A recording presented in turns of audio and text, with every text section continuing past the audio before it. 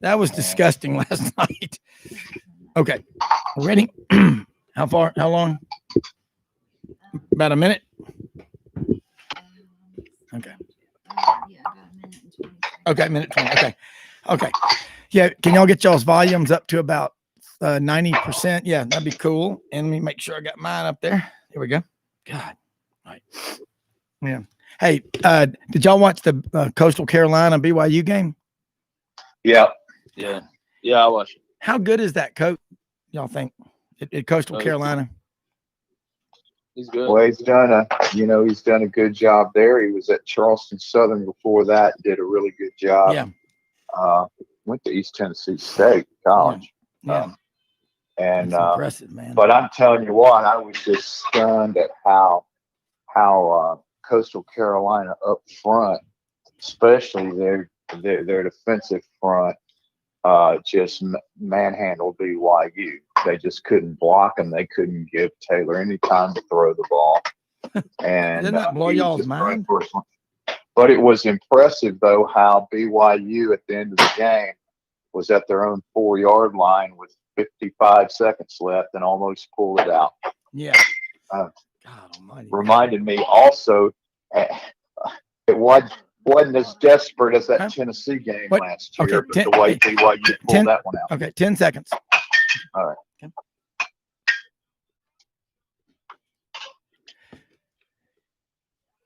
Okay, Rob Brown here with you on the Sunday afternoon edition of Sidelines.live. This is the Sunday afternoon wrap-up show. And, man, we're broadcasting live from Hewlett and Dunn on the square at Boot and Clothing Company. Man, they've got some of the best-looking clothes around. I mean, you should come out here. They're open 1 o'clock till 5 o'clock up through Christmas on Sundays. And 1 to 5 p.m. Central on Sundays through Christmas. And Charles Hall, the owner of Hewlett and Dunn, is going to come in here and speak with us in a little while. Lots of people out here today on the square in Collierville. A beautiful day. And we got a lot to talk about. Jimmy Hodge from Chicago was on with us, national college football contributor. Jake Crane, host of the J-Boy podcast, #1 in the country after 6 months on college football, college basketball, recruiting. The three of us going to cover a lot of subjects today. All the SEC games, talk about the Memphis loss to Tulane. Willie Fritz proving he's just a good coach. Ryan Silverfield, first year as the Memphis coach. Look, this is their third loss. Tigers are now 6-3. You got one more game. They'll come back home this week and play Houston. That knocks them out, I guess, of contention, guys, for the AAC Conference Championship. But what I saw this past, yesterday, watched a lot of college football during the day, during the night, and as did Jake and Jim and all of you that are listening, or you wouldn't be listening if you didn't love college football. And you know what? We're going to go all the way through. We got next weekend. The 19th is the SEC championship game in Atlanta. And that's going to be, unless something really crazy were to happen, Alabama, the number 1 ranked team in the country, will play the Florida Gators. That game, of course, December 19th will be in Atlanta at the Mercedes-Benz Stadium. Did not have the Vanderbilt, Georgia game. That wasn't played yesterday. That was postponed due to the China virus. They will play that game hopefully this weekend. I'm waiting to see how the schedule is going to play out.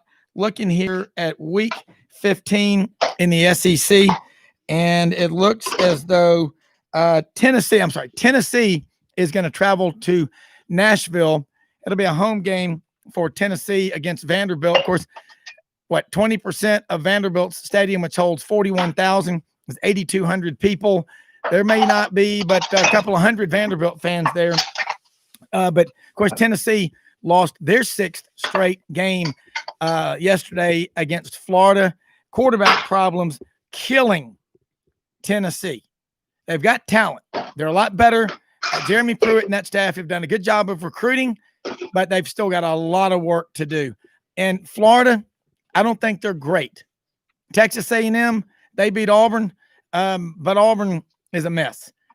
Texas A&M, Kellen Mond, probably the 3rd or 4th leading quarterback, passing yardage in SEC history. the fourth-year senior out of San Antonio, but he's yet to win any kind of a conference championship or even play for one. A&M now is sitting there at 7-1. Again, they're not a great team. They've still got I don't know. I don't know. Alabama is so far ahead of everybody else in the SEC. It's not even really close. But nationally, we watched a game last night. We'll talk about it.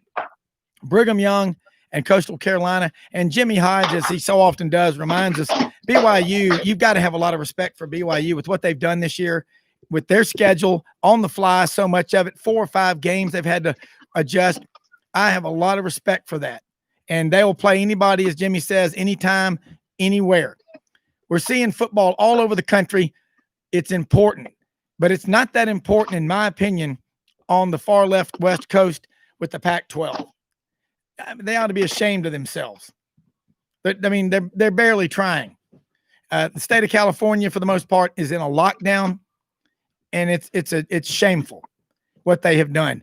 And I'm telling you, high school athletes, not just football players, but across the board in all sports, up and down the state of California, are going to start leaving. They're already doing it.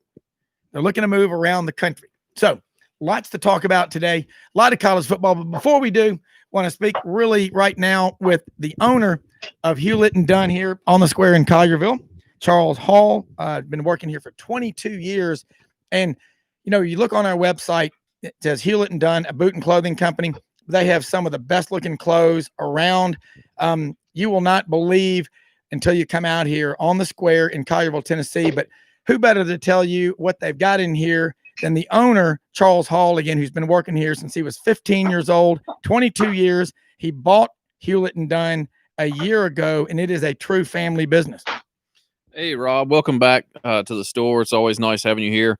So we're chock full with Western boots, especially men's right now.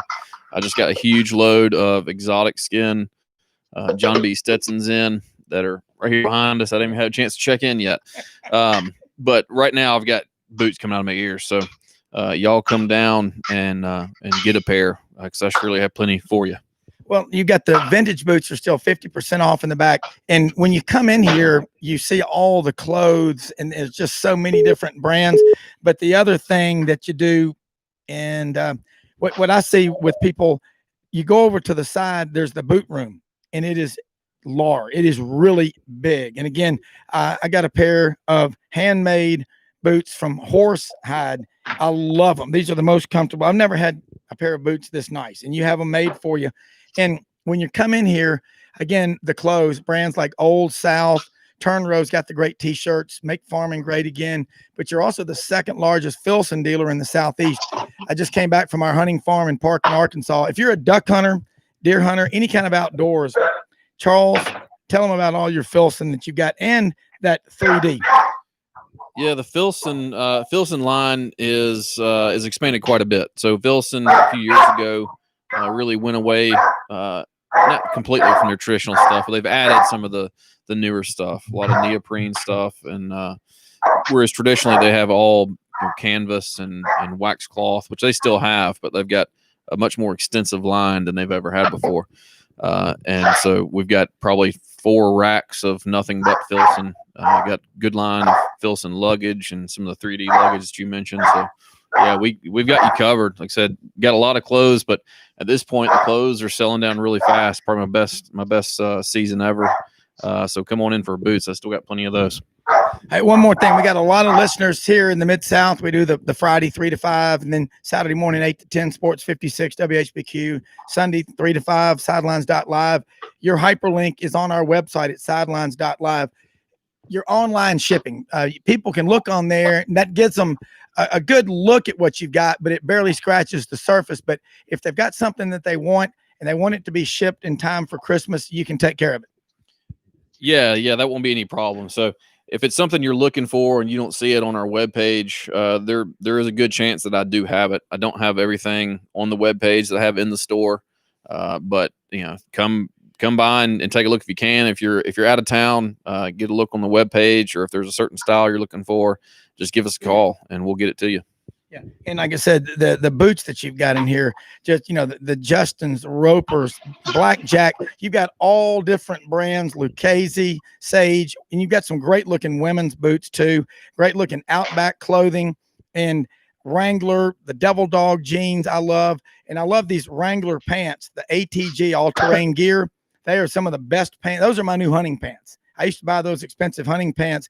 These things are $39.95 a pair, and they're great looking pants. You can wear them for days. You won't want to take them off of there. But Charles Hall, they're going to be open here until 5 o'clock today. Hewlett and Dunn on the Square out in Collierville. Looking to do some Christmas shopping, which we all are. Get out here and support your local businesses. This is a family business. Like I said, he's got his kids out here, his wife, everybody. And it's on the Square in Collierville. And after that, got a lot of great restaurants and places to eat out here as well. So let's get started and talking about football. Jimmy Hodge, Jake Crane, and Mitch Davis is on with us. Mitch, let's let you talk real quick. I know you've only got a few minutes. You're heading down to Jackson, Mississippi, and I don't know, the post-mortem on the Memphis-Tulane game. I'll go ahead and let you get started, and then Jake and Jimmy will chime in. You're listening to Sidelines.live. We'll be with you till 5 o'clock Central, 6 p.m. on the east of the Chattahoochee Caney Fork River crowd. Rob, it's always good to talk with you, and I apologize for having such a short time. I'm on the way to cheer on my little sister in a cheer competition in Jackson, Mississippi. So excited about that. Yesterday's Tiger game was frustrating. There's really nothing else to say about it other than it was just it was unlike any Memphis game that I've ever watched or had to cover. Brady White threw 2 interceptions. Play calling was just atrocious. I mean, the football offense play calling was terrible. And in the first half, the defensive side of the ball, they were good. In the second half, I don't know what happened. They completely just got blown up on every lane, got blown up in the secondary. They gave up 3 big, gigantic plays in the second half to Tulane. And I think the real momentum killer is when that targeting call with about 10 minutes to go in the third quarter was called on Memphis. And when I asked him was about that yesterday in the post-game press conference, he said that although he disagrees with the call, the referees did say because he leaned in with the crown of the helmet, even though he didn't make contact at all with the body, that is technically targeting. So there's a frustrating loss for the Tigers, but they've got to have short-term memory loss and get ready for a scrappy, good Dana Holgerson, Houston Cougars team on Saturday morning at the Liberty Bowl. Well, look, Jimmy, you look at Memphis this year. They're sitting at 6-3, lost on the road by 3 to SMU early. We're just crushed by Cincinnati several weeks ago. Go on the road and beat Tulane. And what is it? Is it okay? Mike Norvell's gone, but you've got a veteran quarterback back. What's missing from this Memphis team?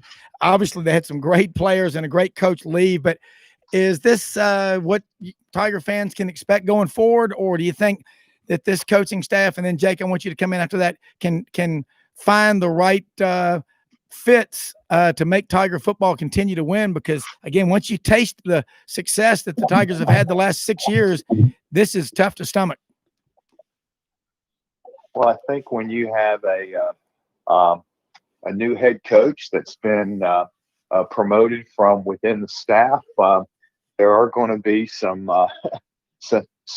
changes, even though it does give you continuity, and that gives the players a good feeling. But at the same time, though, there's just going to be a different way of doing things because we're all human beings, and certain people just have certain ideas on how things are being done, and then you go from where Ryan was now into overseeing the entire program.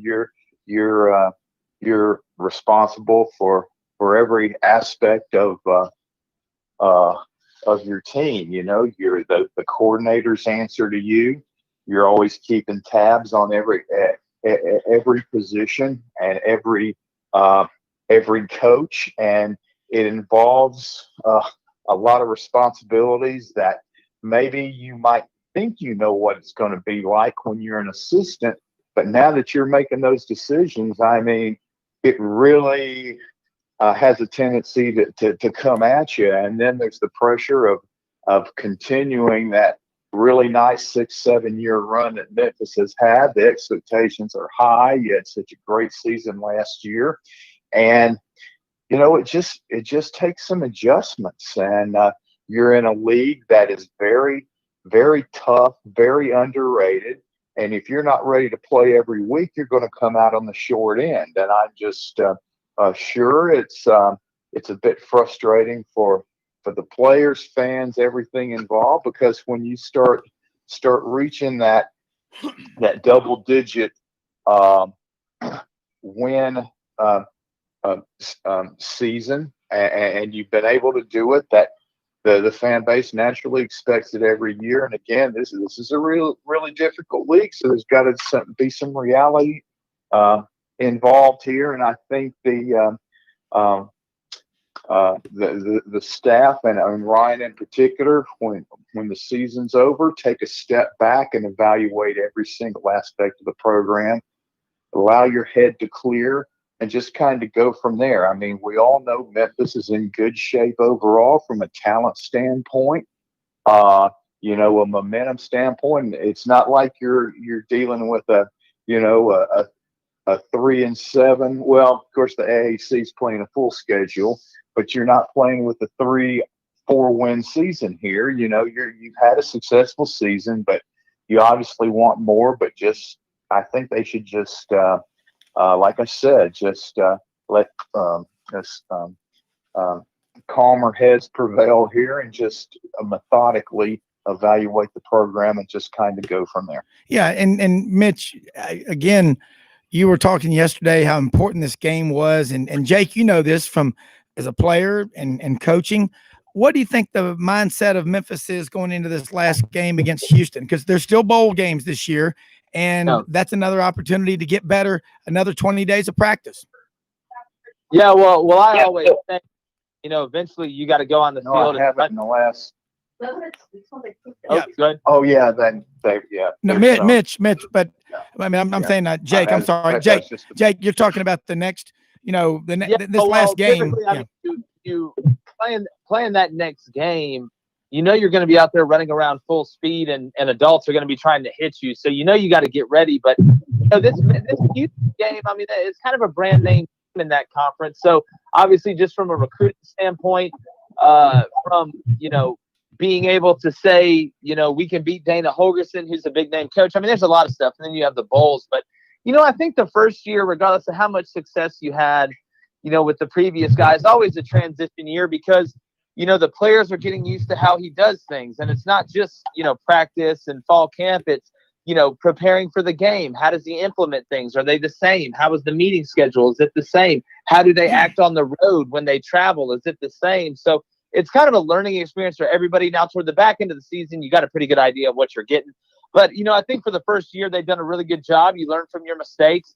You've shown flashes. You've shown that you're not your trajectory is not shooting down. I've watched Willie Fritz do that to a lot of teams. I've been on the other sideline while Willie Fritz was doing that to me. So I wasn't super surprised. But again, I expect Memphis to be fine. I expect this Houston game to be really high scoring. I got a kid I coached that plays linebacker for them. So excited to see Malik Robinson out there. But again, it should be a good game and pretty high scoring. Yeah. All right, Mitch, your thoughts now. You heard from Jimmy, you heard from Jake. And as a Tiger fan myself, I know you're replacing a coach, Mike Norvell, who had a great 4-year run. He inherited a mess at Florida State, or he wouldn't have gotten that job, because that program is in real trouble. They got a lot of work to do. Mitch, what are they going to do in recruiting? And the signing date is coming up 2 weeks from Wednesday, the early signing date. Yeah, so I actually expect Memphis to be a top 30 recruiting class this season. I know they've got several guys out of the state of Mississippi, or actually passing Yazoo City right now, which is kind of ironic because that's where the game boys are from. Yeah. There's been a lot of things coming out of the SIP, as Lane Kiffin likes to call the state of Mississippi. As far as the Houston game goes, Brady White said in the post-game press conference, and I'm going to directly quote him here, he said, "We're going to come out and fight like hell." And then I really, truly believe that after this team loses games, they come out and they fight hard. And, you could tell in the post-game press conference on the Zoom call that Coach Silverfield and Ryan and Brady White and those guys are really taking this loss to Tulane personally. And I really, truly expect them to come out against Houston with guns ablazing and they, get ready to play either Tennessee, Ole Miss, or Arkansas in that Birmingham ball there, Birmingham, Alabama. Well, look, the season continues. College football is going to go into February. We know that. Mitch, I know you got a lot going on today. So one more question before you go. Tiger basketball. A lot of guys over at the hunting camp over in Parkin last night. Everybody's talking about Memphis basketball. What is wrong? And give us the Cliff Note version in like a minute and a half, 2 minutes or less. I tell you what, freshmen will be freshmen. That's the biggest concern for me right now. Is freshmen will be freshmen. And just last season, Mississippi SA was playing for Lausanne, going up against FACS and Briarcrest. No disrespect to those programs, but that's not Western Kentucky. That's not VCU. That's not these grown men that he's having to go up against. Freshmen will be freshmen, and that's really the mistake that Memphis basketball has been making is because of the freshmen, because of the inexperience. But also I expect a lot more out of Boogie Ellis. We saw him in the South Dakota tournament, their crossover tournament there against St. Mary's. Had a really good game, had like 24 points, 6 or 7 rebounds, 8 assists, and something crazy of that nature. And then he kind of jumped off the map and really didn't see him most of the way throughout the rest of the season so far. They played Mississippi Valley State on Tuesday night. I want to see the freshmen. I also want to see Boogie Ellis get more looks. And Penny Hardaway has talked about that, using the high ball screen and a lot of motion offense from Memphis to free up Boogie Ellis, to free up the post lane for DJ Jeffries and Musa Siese. Musa Siese has been impressive on defense, but on offense, he's really looking like he's lacking a lot. And that just comes with inexperience that comes with freshmen. And we're seeing that across the country and with Kentucky, Duke, and Kansas. We're seeing these inexperienced freshmen really show like freshmen because we didn't have a preseason per se in college basketball. You didn't have your 2 or 3 exhibition games that you normally play and get that extra couple games of experience before you start playing the bigger names in college basketball. Yeah, and it's that way again across the board nationally. Everybody's in the same boat. So I people are going to be hypercritical because that number 1 ranked recruiting class Memphis signed a couple of years ago. Where are they now? And that just goes with the territory when you're Memphis. Mitch Davis, great report, Rivals.com reporter for the University of Memphis, also host of a great podcast, The Mitch Davis Show. Tell people how they can follow you, and we'll let you go. Yeah, thank you so much. I'm actually on Twitter, MitchDavis_8, and Facebook and Instagram, and type in The Mitch Davis Show, and head on over to MitchDavisShow.com and TigerSportsReport.com as well. Actually going to have a really awesome Memphis Grizzlies article up. Hopefully within the next hour or 2. I'm sitting in the passenger seat trying to finish it up before I get to this cheer competition here in the next 45 minutes. So hopefully that Grizzlies article will be up on the website, Mitch Davis Show, here within the next hour or so. All right. Hey, look, Mitch, have fun down there. Great report as always. Look forward to having you on Friday, okay? Thanks so much. Go Tigers. You bet. Go Tigers. Hey, this is something also from a Memphis Tiger alumnus, Tom Dorian. Look, the last thing anybody wants to hear is another commercial about insurance. Audrey, my wife, and I are 2 of those people.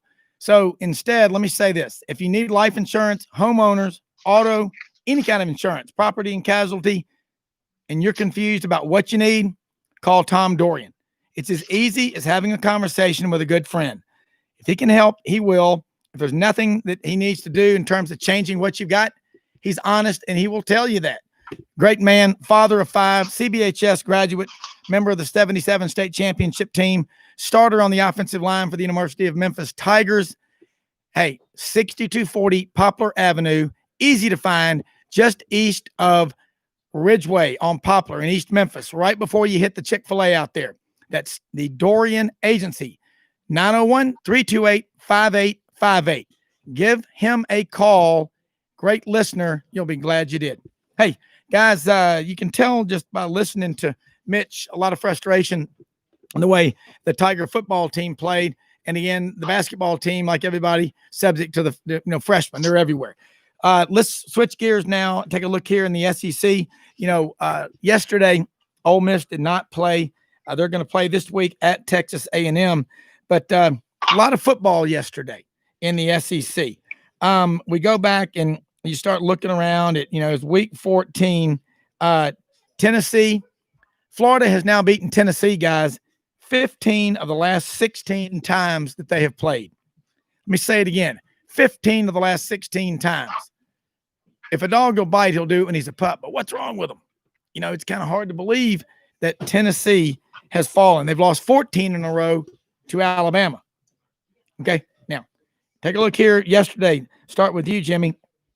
There was South Carolina 41-18 over South Carolina. I'm sorry, Kentucky 41-18 over South Carolina. No real surprise there, but let's look down on the plains in Auburn. Auburn in the fourth quarter let all the momentum they had get away, and they lose 31-20. A&M's ranked number 5 in the country. I just don't feel like they're a great team, but Auburn has just they where do you start with critiquing this team, because they struggle everywhere and they're now 5-4. Go ahead, Jimmy. Well, in my mind, they just make a couple of plays that they normally do in Jordan Hare. Yeah. They have a great chance to win the ball game, but instead, early in the game, Nix misses a wide open Eli Stove on the goal line. And, that's 4 points down the drain there. And then on A&M's go-ahead touchdown, which turned out to be the winning touchdown, he throws Mon throws an interception. That looks like it would be as easy an interception as you'll ever see. And McClain just mishandled it. Goes through his hands and into the hands of I think it was Smith for the go-ahead touchdown. Yeah, was it Weidemeyer? Oh, Yeah. I didn't realize it was him. But hey, Jimmy, that's what bad teams do, man. That's what bad teams do. They don't make the plays, and it starts at the top. But sorry. Yeah. No.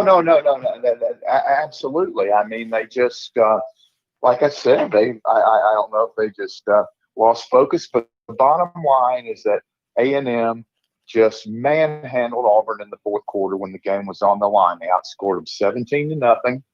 Auburn couldn't get anything going offensively in the fourth quarter, and A&M just took over at the line of scrimmage on both sides of the ball.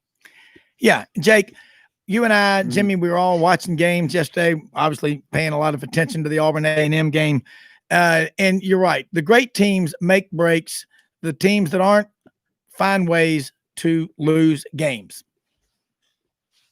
Yeah, look, this is what it comes down to. We can talk all the scheme and routes and play calls and all that stuff you want. What happened yesterday was Texas A&M was a lot better than Auburn was up front. It's the same thing that's happened against Georgia. It's the same thing that happened against Alabama. And when you play inferior teams, you can't really see it. But when you play a team that is an above-average team up front, Auburn doesn't do a very good job of showing up this year on the defensive line and the offensive line. To be honest with you, in year 8, the personnel that Auburn has on their defensive line, it's just not it. Now, I would understand if, they were all a bunch of freshmen, but they were physically good. They were 4 and 5 stars. You're in year 8. It should be a machine. You should be able to get these big-time recruits in. And they were making some freshman mistakes early, but their talent started to show out toward the end of the year. That's not what you're getting here. What you're getting here is you got a bunch of guys that should probably be playing in the Sun Belt. Because, again, if you look right now, I'd be willing to bet you a lot that there's not one player in Auburn's on Auburn's defensive line right now outside of the freshman Colby Wooden, number 25, that's going to have a chance to play in the NFL.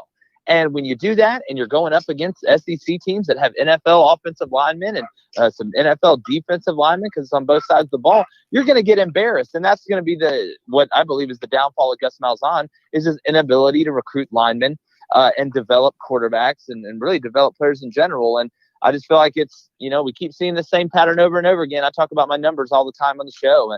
You're 2-7 versus Georgia. You're 3-6 versus Alabama. Just got embarrassed. You're 3-5 versus LSU. You've got all these teams in the SEC that are up and coming with Sam Pittman at Arkansas. Obviously, the coaches out there in Mississippi and Texas A&M.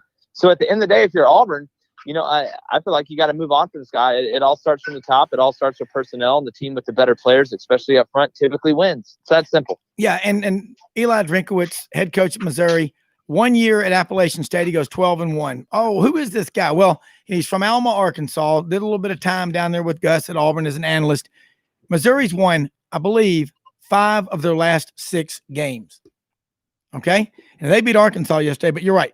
What I see out of Auburn is 8th year at Auburn, and it's the weakest talent on the front 7, the defensive line, in the 8 years that Gus has been there. Rodney Garner, defensive line coach for Auburn, great recruiter, heck of a coach. He sent 41 linemen to the NFL. He's coached a lot of them. Okay.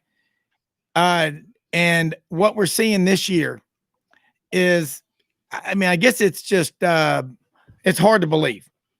You can't even find a pass rusher. There won't be a single player other than Colby Wooden making freshman all conference. And they're probably in Auburn's 2 linebackers, Zacoby McClain and Owen Papo. They've had to work harder than ever because they're the ones that get screwed, Rob. Yeah. They're the ones that get screwed, and they're undersized. Yes. And Auburn's defensive line, you watch the combos that Texas A&M were having. I mean, in some states, it's assault. Those guys would have been in prison for what they were doing to Newkirk and Truesdale and them. And Auburn looked disinterested. Yeah, and I don't think any of those guys outside of Wooden played that. Well, and I'm going to tell you what was really frustrating to watch. Go back to the Georgia game. Kenny Britt, KJ Britt, Auburn's senior linebacker, his thumb or his hand was injured. He's been out since the Georgia game. But in that game, you saw in the 8th year of Gus Malzahn, Georgia's running backs going pretty much full speed when they were making contact with Auburn's linebackers. And because the defensive linemen weren't tying them up because Georgia's offensive linemen were having their way with Auburn's defensive linemen. That should not be happening. There's no excuse for that. But it happened, and they were dominated. And you've just seen it you're right, and it hasn't gotten any better. Look, what are you waiting on? You waiting on the house to catch on fire to go try to buy fire insurance? Auburn, I mean, it's obvious. Nothing is changing. It's very simple. It's the 7th season. This is the stat to me. You've got no national championships. You've got 1 SEC championship you won almost a decade ago. And this is the 7th season. This is the stat, Rob. This is it. This is what gets you fired. This is the 7th season in a row that Auburn has at least 4 losses. But you know what the funny thing about this season is, Rob? There's only 10 games, man. Congrats, Gus Malzahn. You want to talk about consistency? You want to talk about a body of work and a portfolio to look at? Okay, 8 years. You go to the Natty your first year without your players, and then you don't sniff the playoff. You got dominated by Georgia in the SEC championship in 2017. And if it wasn't for a Hail Mary and a crazy play on special teams, I don't think Gus Malzahn would be here. But again, you waved free money in my face. That's what Auburn did. He took it. But now that you make $7 million, though, there's no more, 8-4 is okay and all this. No. You're getting paid like a big boy. You need big boy results. And simple, Rob, is just not good enough. And I'll tell you what else is I'm really sick and tired of hearing is, well, Nick Saban is having the greatest run in college football history at Alabama. Bear Bryant wasn't any good. Exactly. Bear Bryant didn't win any games. And Pat Dye got it. It's sad. Yeah. At this point, to me, it's sad. Yeah. It's because the numbers make you look wrong. If you look at the numbers and say, I'm paying this guy $7 million a year, either you're embezzling money somewhere else, or you're just wrong. So I don't get it. Yeah. It's like the part on Austin Powers with Dr. Evil when he's talking to Scott. You don't get it, do you? You don't, because it's not going to stop. No. You're ranked 47th in recruiting. Yeah, and they have fallen and continue to fall in recruiting. And this is something else. Again, you're 0-12 on the road against your 3 biggest rivals, LSU, Georgia, and Bama. You're 8-17 overall. Georgia beat you in 2017 in the rematch 28-7 for the SEC championship game because you had one running back who was big time, Kerryon Johnson. He was hurt. He went into the game against Georgia and he was at about 20%, maybe if Cam Petway would have, taken care of his business on and off the field that year, him and players like him and Sean White and Kyle Davis, Auburn could have used them late in the season, but it's just always, is Rosanna Dana used to say on Saturday Night Live. Remember on the evening news, Jimmy? She goes, it's always something. Sound like my small And dog. Rosanna, Dina. Yeah, Rosanna Dana. But you know what?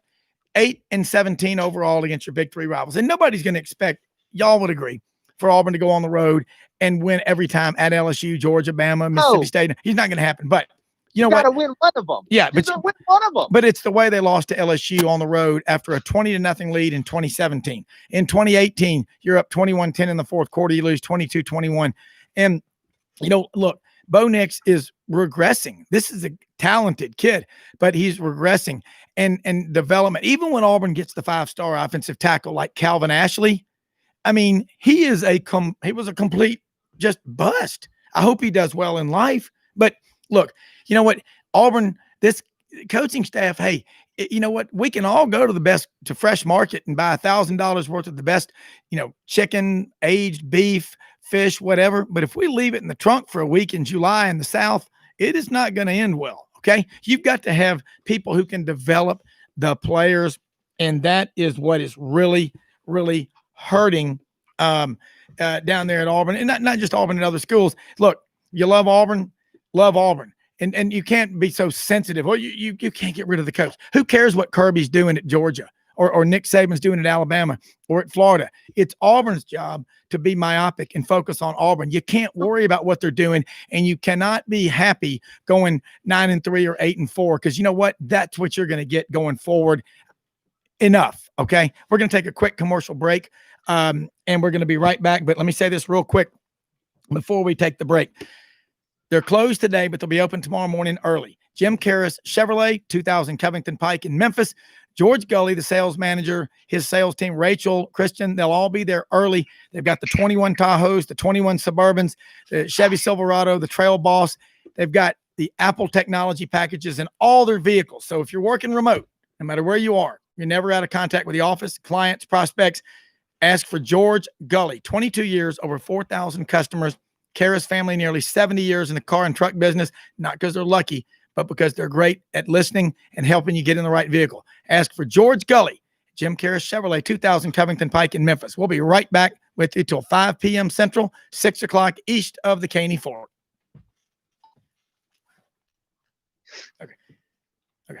Okay. Hey, Jimmy and Jake, I mean, it's just, you just can't continue to say, well, Kirby's on a run, and that's why they're in the situation, because they've got weak people down there that are letting it happen. Those special teams. But Kirby's getting the same kind of scrutiny. Oh, he is. He's getting to win weight, which he's won way more. Yeah. They win the division every year. They just can't beat Bama. Right. I would love for the only problem to be that we can't beat Bama, because we already really can't beat them. Right. But at least that meant we were beating everybody. That's a step up. We're below that. It's just, but the line, Jimmy, look at the linemen. Like they're terrible. Oh yeah. And you can't lose to a South Carolina team that that was obviously horrible. And it's the first time you lost to them in 87 years. I know you hadn't played them, much, but good grief. That's just not a good team. Well, no, we hadn't lost to Jimmy. We hadn't lost to him since 1933. And we were 8-0 or 9-0. 87 years. Yeah. There you go. I mean, I saw my dad was I 5. They lost to a ghost. It's ridiculous. And like I said, you could be 3-6 right now. Yeah. Instead I of wish we were. Yeah. Hey, listen, because there'd be no doubt. Right. The gods tried to give Gus that game, man. Like they tried to. Zacoby McClain just dropped it. Yeah. How far? Oh, absolutely. Hey, I promise you, if that's in the Iron Bowl, that's a 98-yard pick six. Well, yeah, I'll promise you. Well, let me say this too, guys. You listen, and there's people out there on some of these group texts that I'm part of. I mean, if you say anything, I mean, they're just, where's the camera? Yeah. We're not doing camera today? Okay. But I mean, it's like, guys, listen, you're paying somebody $49 million, $7 million a year with a $32 million buyout. You've got to have, there's 3 things that one of the best books that you can read every day besides the good book, the Bible, is leadership lessons of the Navy SEALs. There was responsibility, authority, and accountability. Those three things you got to have to be successful in business, on a mission, and in sports. Okay. Where's the accountability down there? Raymond Harbert hides up in Mountain Brook. I mean, thank you for the $55 million matching gift you did for the business school, the graduate school. It's incredible.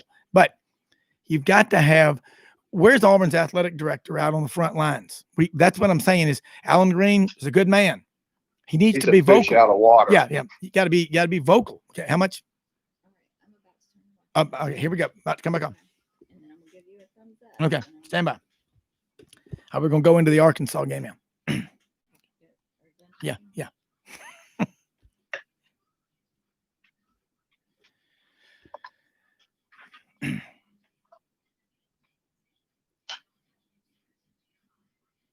Okay, Rob Brown back here with you, the Sunday afternoon wrap-up show, www.sidelines.live.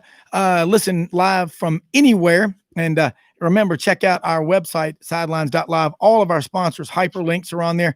We are broadcasting live today from Hewlett and Dunn Boot and Clothing Company on the Square in Collierville, Tennessee.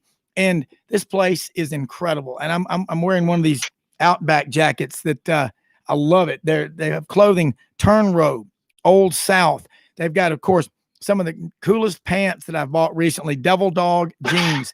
Devil Dog jeans. Hey, man, if you're a size 34, you wear a size 32 in these. So they already make you feel good about yourself, guys. And they got some great looking women's clothing and some great looking women's boots. Audrey's got them all right now.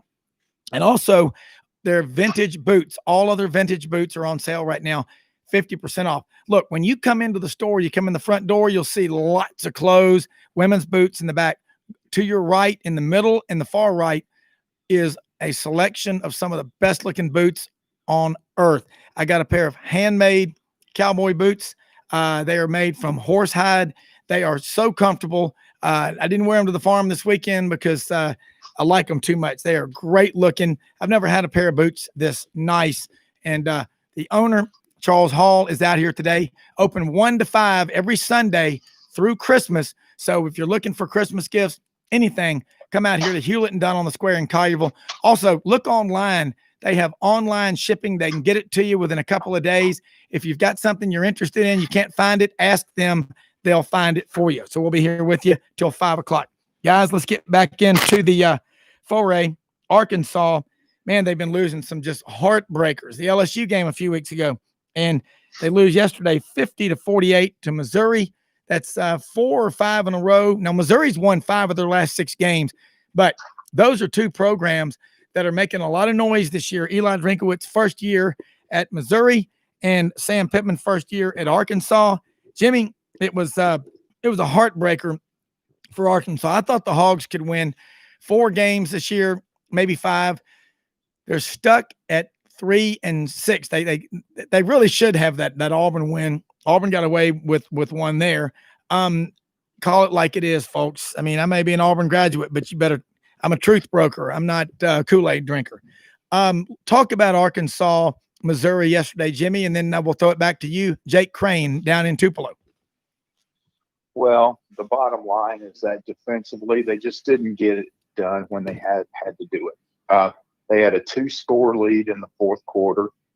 Their offense absolutely moved the ball at will. Traylon Smith had a tremendous game.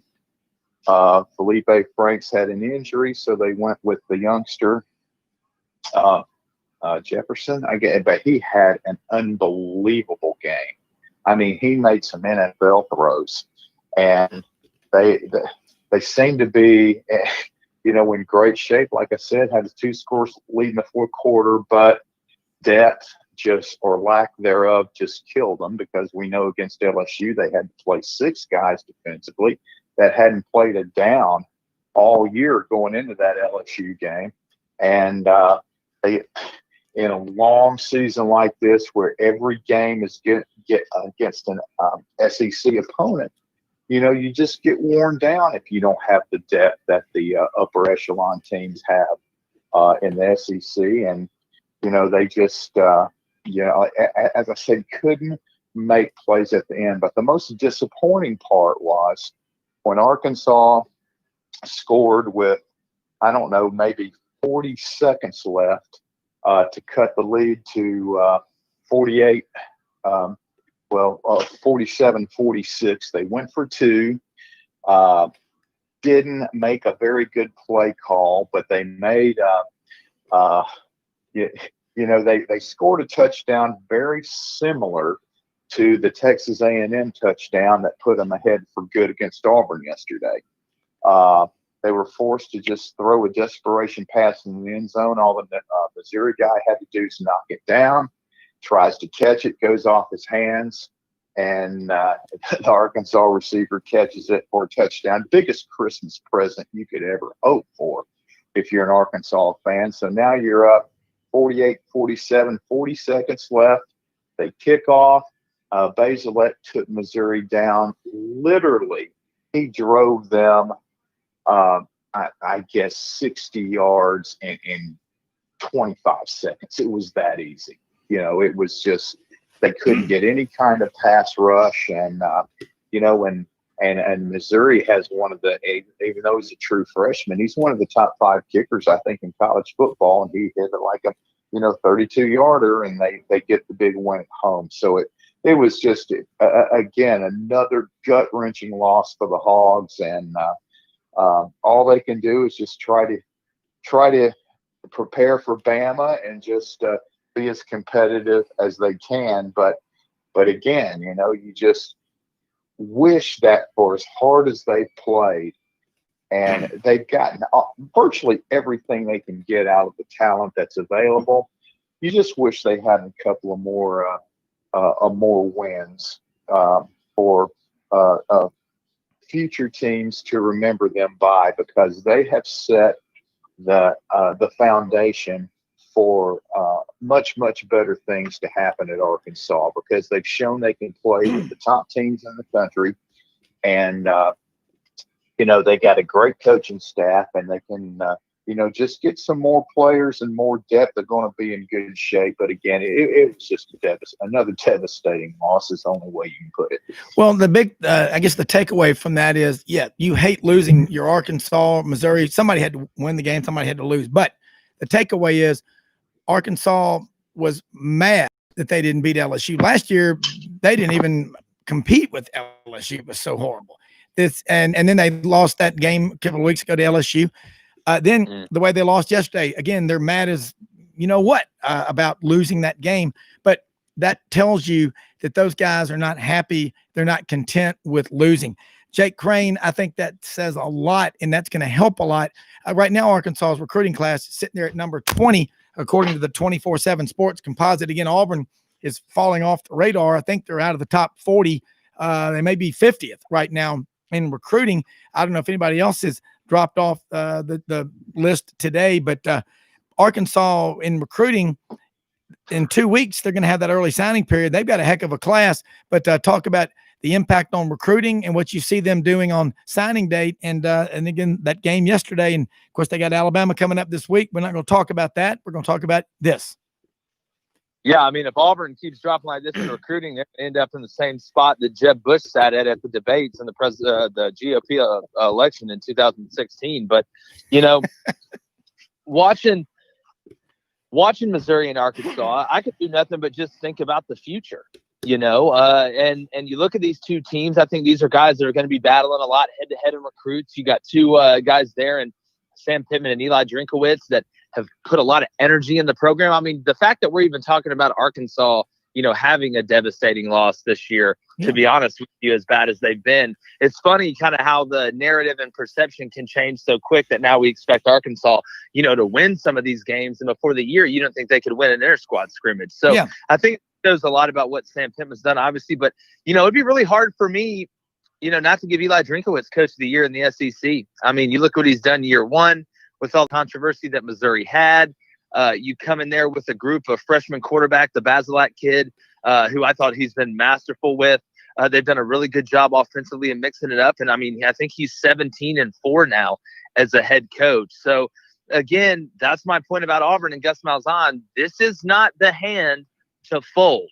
I'm just trying to tell everybody, because if you look around the table, there's some people sitting with pocket aces, and pocket kings and a few people you wouldn't think that feel like they could get a straight or a flush. So if you're going to put your chips in and fold early, I think you're about to set yourself back. So again, I look around the conference, and it almost reminds me of kind of how the SEC has gone in basketball, where the level of coaches, the level of talent, the level of play, the amount of people, being in the postseason and thriving in the postseason that have increased.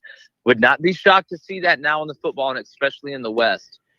Look, Arkansas and Missouri both, again, they're not out there in the most talent-rich part of the country, but those coaches have staffs that are aggressive recruiters, and that's going to be huge on signing date. I think Arkansas could move up higher than 20th in recruiting, and then, of course, they may get a few more players to add to that in February, but they're going to sign the bulk of their class like most everybody else is in the early December signing period. But yeah, absolutely amazing. And again, like I said, and you said it, the takeaway is here we are, December 6th. Happy birthday, Audrey. Everybody, the Arkansas fans are mad that they lost the game. Again, last year, they weren't even competitive.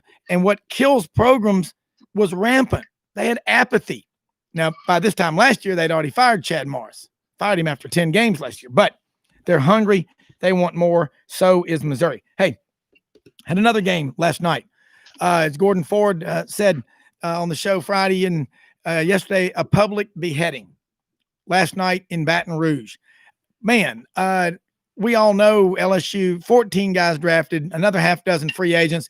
You had Jamar Chase and then Terrence Marshall, and then another defensive lineman we talked about, opted out early before the season started. Again, I cannot stand the opting out thing. You're part of a team. There's more to life than just you. Yeah, tell me about the money. I understand all that. But you're a team, and you're going to remember the rest of your life whether you had your teammates back and whether they had your back. That goes a long way. Your pro football career in 3 years, average 3.5 years maybe, you better make enough money and put it away. If you think that's all it takes to make it in life, to retire, good luck, because you're going to be 24, 25 years old. If you're not careful, you're going to spend all that money. Go watch that ESPN documentary, Going Broke, talking about Warren Sapp buying $50,000 bottles of champagne in these clubs down there in South Beach. I mean, who really cares that you bought a $50,000 bottle? You're an idiot. But I'll tell you right now, Alabama and LSU. Alabama could have scored every time they had the ball. Alabama, Nick Saban, they made their statement in the first half.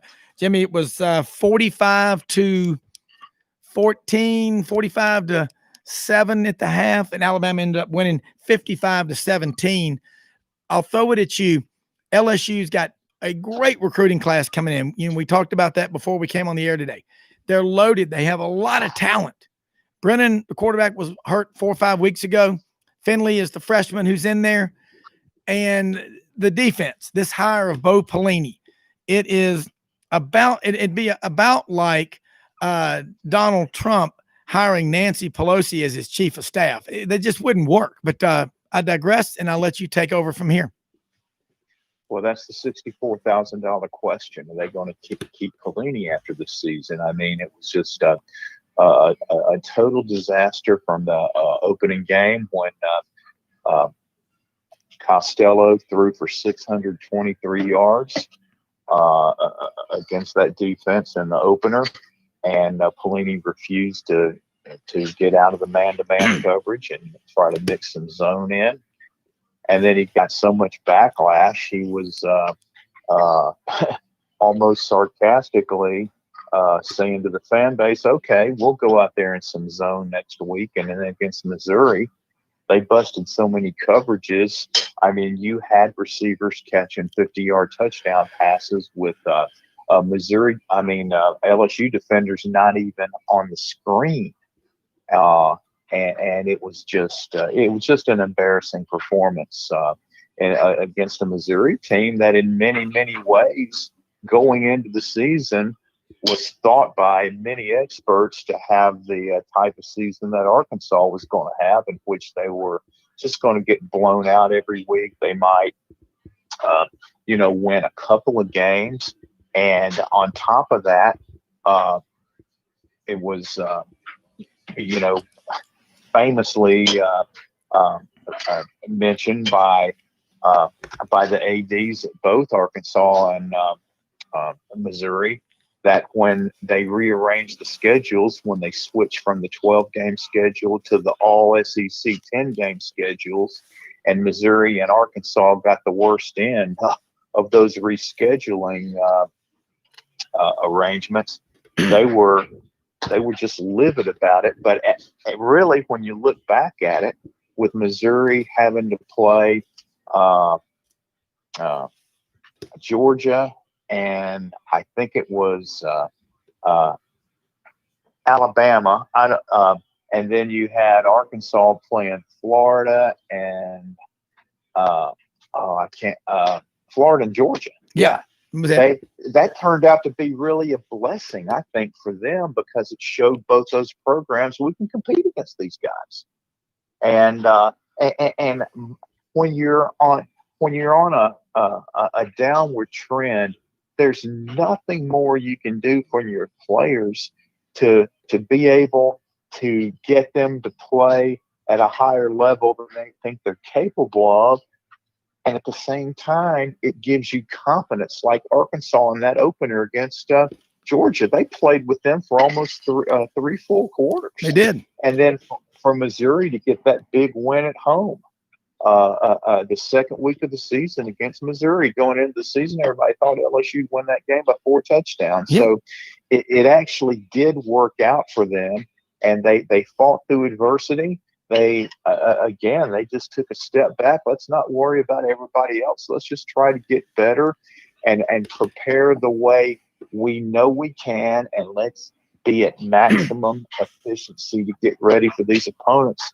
And they played at a level that not only the fan base expected, but fans throughout the SEC were pleasantly surprised to see. So it really worked out for them. Yeah. And again, in talking about Alabama and LSU, is just, look, nobody, I wouldn't expect anybody to be able to recover from losing Joe Brady, your passing coordinator. Steve Ensminger is back as offensive coordinator. Joe Burrow's gone, #1 draft pick. And again, that and the 95 Nebraska team that beat Florida 62-24, in my opinion, are the two greatest college football teams ever. And you can go back and some of the old newsreels. Yeah, and that was a big game. And I mean, Nebraska set the tone. I remember on the kickoff, Jaquez Green from Fort Valley, Georgia, receiver for Florida on the kick return, was hit and just crushed like somebody stepping on a Bud Light can. Okay, it was stuck on somebody's boot heel. And they just crushed Florida. But the real telling play was when Tommy Frazier, guys, the quarterback out of Bradenton, Florida, Manatee High School, went around right end, 75-yard touchdown. He just ran through, around, and over the Florida defense. And that Florida defense in 95 was the last one before in 96, 7, and 8, they had Bob Stoops coaching the defense. They won the national championship the next year because they got that rematch with Florida State. But I'll tell you right now, LSU there's no chemistry on the team. We have Jimmy Ott on a lot. We had him on yesterday, and Frank Duffy from Atlanta, Mr. LSU Tiger. The talent's there. The guys, and Jake, I'm going to throw it at you.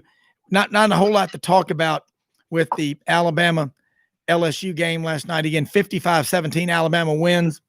But you got to say this. I don't think it's as easy as a lot of people think to just say, okay, well, this was just a bad year, but it's automatically going to be better next year because it's 2021. They got a lot of work to do in that locker room and building cohesion, don't they? Yeah, I mean, that's not how it works. At the end of the day, obviously cohesion is really important, but when I look at the whole thing and obviously when I talk about LSU, correct? Yes. When I look at the whole thing, I see the talent, and I know they had a lot of people leave. I understand when you have a lot of people, and it was a weird year. But if you're LSU, I've always thought LSU did really well as the outsider. And this year they weren't really the outsider. When they won the national championship, Joe Burrow was new. They were kind of the outsider going against Alabama, going against Ohio State, going against Georgia, and they kind of thrive in that way. And it seems like every time LSU gets held in high regard or coming off a championship, they always tend to kind of slip off a little bit. But I think Ed Orgeron's going to be fine there. Obviously, they're going to make some staff changes. I think him and Bo Pelini, you've got to move on from that just to get a fresh start. But it's LSU. They've got talent. They'll figure it out. The thing I don't understand is, I've put in zone coverage before. I've put in man coverage before. And it's not really hard to just say, all right, if we're this stupid, we can just run quarters. Because you can run quarters against steady formation. You get formation in the boundary. You have your empty checks, quad checks, all that. But I was shocked too, Jimmy, just how inept LSU was from a zone coverage standpoint. From a guy that I know knows defense, Jimmy. Like, this to me just is the most mind-boggling thing in the SEC, because the Auburn stuff doesn't surprise me. It's Gus Malzahn. The Alabama stuff doesn't surprise me. It's Nick Saban. But when I watch LSU and just how inept they were from just being able to line up and to being able to execute simple zone coverages, it either has to be that you guys were out there just doing whatever you wanted to do, or Bo Pelini tried to make it so complicated that it was paralysis by analysis and they just had no idea. So to me, that is the most shocking thing. Bo Pelini did not forget football. Those players did not forget football, but there was just some sort of unbelievably huge miscommunication that I don't think will hang around next year with a full offseason. No way. Look, great points. We got another hour to go here on the Sidelines Sunday afternoon wrap-up show. Rob Brown along with Jake Crane in Tupelo, Jimmy Hodge up in Chicago, broadcasting live from Hewlett and Dunn Boot and Clothing Company on the square in Collierville.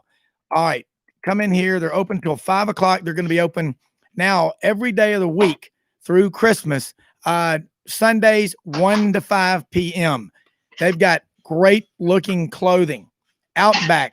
They've got Turn Row, Old South, great brand of clothing, button-downs, T-shirts, got great slogans like Make Farming Great Again, Whiskey Bent. Hewlett and Dunn is also, believe it or not, you may not know this, they're the second largest Filson dealer in the southeastern United States. You're a duck hunter, deer hunter, outdoorsman. You want to look good. You want to buy clothing that is just the best. Filson. Simply the best since 1897. They are the second largest Filson dealer again in the southeastern U.S. They've got all of your waterfowl gear, your luggage. They've got pants, shirts, hats, great looking gear out here. The boot selection, incredible. When you come in, you'll see all the clothing, the women's boots in the back, great looking women's boots and clothing. In the middle and in the far right, loaded with boots. All vintage boots right now, 50% off. I got the coolest pair of boots I've ever owned. Handmade from horsehide. And they are so comfortable. I mean, you can sleep in them and you feel like you're wearing socks. Come on out here to Hewlett and Dunn. They're going to be out here till 5 o'clock today. Might even be a little bit later, but all through Christmas. Get out, support your local merchants, Hewlett and Dunn on the square in Collierville. Let me say something real quick before we take a break. Red River Ford Toyota in Wynne, Arkansas was one of our sponsors. Red River Auto Group. John Dobbs Jr., you know the name, the Dobbs family here in Memphis in the Mid-South. They've been in the car and truck business for a long time. John Dobbs Jr. is part of the Red River ownership group at Red River Ford Toyota in Wynne, Arkansas. Go there, walk on to the lot, go into the showroom. Rusty Howard, the sales manager, will be there to greet you. Justin Wynn, the general manager, the entire place. Great positive energy. The parts department, maintenance, everybody there. They're local. They're committed. It's about a 45-minute drive from Memphis. Easy to get over there. If you're going on I-40, get off at the Forest City exit, go north about 11 miles. If you're going back and forth to Heber Springs on Highway 64, right past the Walmart, you go south of 64 about a half a mile. That is Red River Ford Toyota. Justin's driving a fully loaded Toyota Tundra pickup truck. You've got to get in there and drive this. Check these vehicles out. They've got all your Ford F-150s. They've got an inventory of over 700 used vehicles, cars, trucks, and SUVs. If you're looking for the vehicle, go to Red River Ford, ask for Justin Wynn, the general manager, ask for Rusty Howard, the sales manager. They will find you what you need. Cars, trucks, and SUVs. Red River Ford Toyota in Wynne, Arkansas. They're going to be open tomorrow morning at 8 a.m. They're there at night till 6, 7, or as Justin says, until the last sale is done. They're ready to help you. Let's do this. Let's take a quick commercial break. We'll be right back. One more hour to go. Jake Crane in Tupelo, host of the J-Boy podcast, #1 in the country after 6 months. Basketball, football, recruiting. Jimmy Hodge, national college football contributor from Chicago. And we're going to be talking some more. We're going to come back. We're going to close out final comments on Alabama LSU, and then look at that Florida-Tennessee game. 15 of the last 16, Florida has won that rivalry. Well, what rivalry? Anyway, we'll be right back. Okay. You there? Did you hit the button? Yeah. Okay. All right. Hey guys. The Tennessee game, do y'all think it's as simple as the quarterback situation, or is there something wrong with Jeremy, after they're just not the same team once he fired Jimmy Brumbaugh? They can't score. Yeah. That's their problem. They don't have a quarterback. All Tennessee needs really is a quarterback. That's what I think. A few more other players at spots, but I mean, they just need. That's why I don't think they're going to fire him this year. Yeah. Well, I'm thinking the same thing. They've got Tennessee has a quarterback. They're probably 7-2 right now, maybe 8-1. They beat Auburn. Yeah, they would have beat Auburn. They manhandled Auburn. Oh, well, the thing about it was that again in that Auburn game, they go down there, they're running the football, they're getting 6-7 yards a pop, and then they make a play call like they did, that results in the pick six. But I think what really made this even more complicated and really tougher for Jeremy to pull the trigger on was that of all years, this being the only season in our lifetime you're going to have an all-SEC schedule, he did not have a game on the schedule where he could go with Bailey against somebody like, let's say somebody like Temple. Well, no, I'm going to say somebody like maybe Georgia Southern on the schedule, where one of those 4 non-conference games that you normally have, you could get him in there knowing that you're going to win this game if you at least just show up and halfway focus on what you're doing. But there wasn't a game on the schedule where they could do that. And then they just finally decided to do it yesterday. And against Florida, I mean, see, he couldn't do it against Alabama. You couldn't do it against Auburn. You had to go with Garantano in every one of those games. And they were, the timing just wasn't right to really go with the quarterback and expect him to have immediate results. And yeah, they're fine everywhere else. I mean, they were impressive on the line of scrimmage up front, both sides of the ball against Auburn, but it was just quarterback play that How much they've got to figure out something. Okay. Yeah. They've got to go either the transfer route or, I mean, the opt out. Well, no, the Like 10 the seconds. transfer route. What? I'm sorry. Hold on. Time out. We're about to come back on. That's what it is. About to come back on. Yeah, Hold on. that's what it is. It's free agency. Yeah. Right, do what? Shannon. We got to send Shannon. Yeah. Okay. 10 seconds, guys. Okay. I just had to run over real quick. Thumbs up. Okay. All right. I'm ready. Did that one. Okay. Rob Brown back here with you. Another hour to go. The Sunday afternoon wrap-up show, www.sidelines.live. Listen live on our website from anywhere. And man, we got a great one. Nigel Price, our webmaster, is listening there in the bunker on the side of a mountain in an undisclosed location, keeping us in line. Audrey, happy birthday, Audrey, my producer and wife. And I'll tell you what, Jake Crane, Tupelo, Mississippi, Jimmy Hodge up in Chicago. And before we went to the break, we were finishing out with talking about that Alabama LSU. And as Gordon Ford, who was on with us yesterday, said, a public beheading. Just not a pretty thing to see. And again, I think Nick Saban wanted to prove a point. He wasn't real happy last year. And look, LSU has every right in the world to celebrate last year, but he didn't like it. And he wanted to get after them. And Alabama did. And I'm going to tell you what, who do you cover for Alabama. Devontae Smith, just the talent. It's just, look, again, let's go over the numbers. Alabama, number 1 in the country on the blue chip index, 83%. Okay, of their players are either 4 or 5 stars. Number 2 is Georgia at 82%. LSU is number 4 at about 65%. Tied right there with Texas. Believe it or not, Auburn, Michigan, and Penn State are tied for number 6 at 60% on the blue chip index. Now, Jake, Jimmy, you look at the talent level with Alabama at number 1, 83% on the blue chip index, and you look at Michigan, Penn State, and Auburn.